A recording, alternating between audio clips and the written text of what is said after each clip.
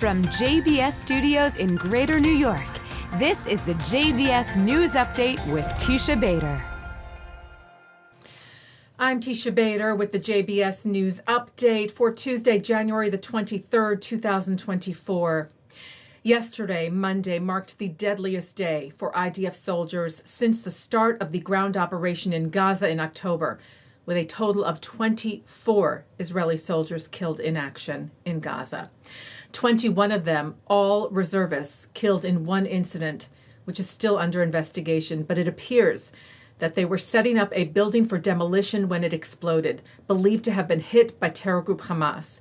The IDF said the forces were operating to remove structures and terrorist infrastructure that posed a threat to the security of Israeli communities, during which it appears that an RPG missile was fired by Hamas terrorists towards a tank which was securing the force. Simultaneously, the IDF said there was an explosion which resulted in the collapse of two-story structures, while many troops were either inside or nearby.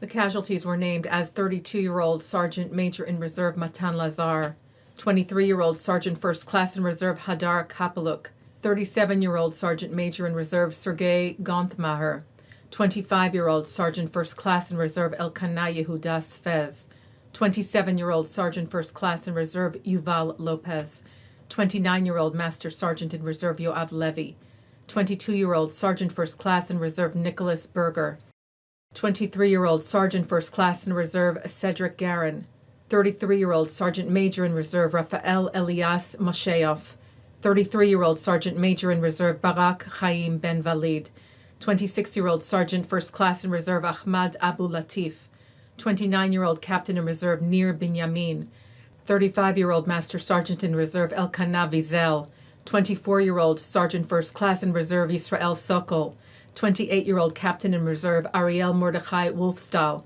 24-year-old Sergeant First Class in Reserve Sagi Idan, 35-year-old Sergeant Major in Reserve Mark Konanovich, 32-year-old Sergeant Major in Reserve Itamar Tau, 35-year-old Sergeant Major in Reserve Adam Bismut, 40-year-old Sergeant Major in Reserve Shai Biton Chaim, and 38-year-old Sergeant Major in Reserve Daniel Kasau Zagaya.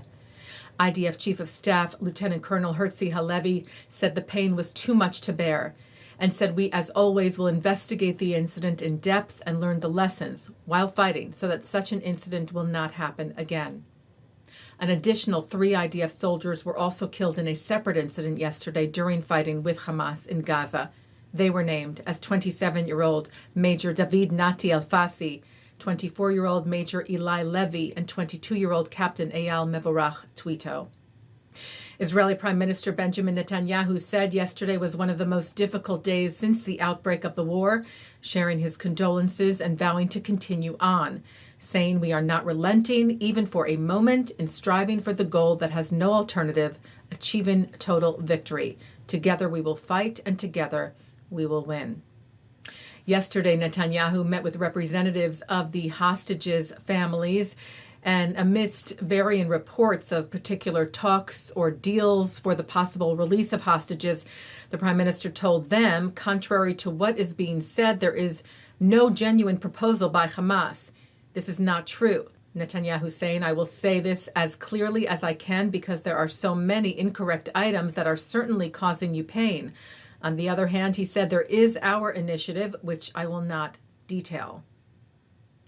Israeli troops also continue defending the northern border with Lebanon. Last night, Israeli fighter jets from the Israel Air Force, the IDF said, attacked terrorist infrastructures and observation posts of terror group Hezbollah.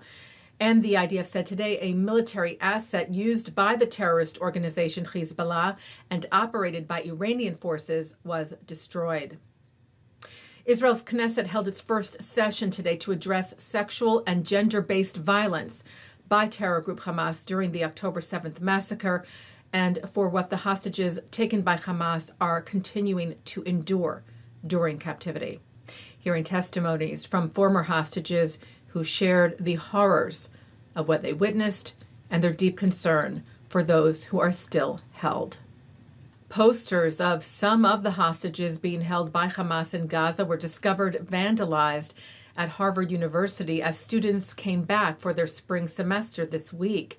The Anti-Defamation League of New England said the Harvard community returned to campus only to find posters of Israeli hostages, many of them children, defaced with hateful and anti-Semitic vitriol, including blaming Israel for 9/11.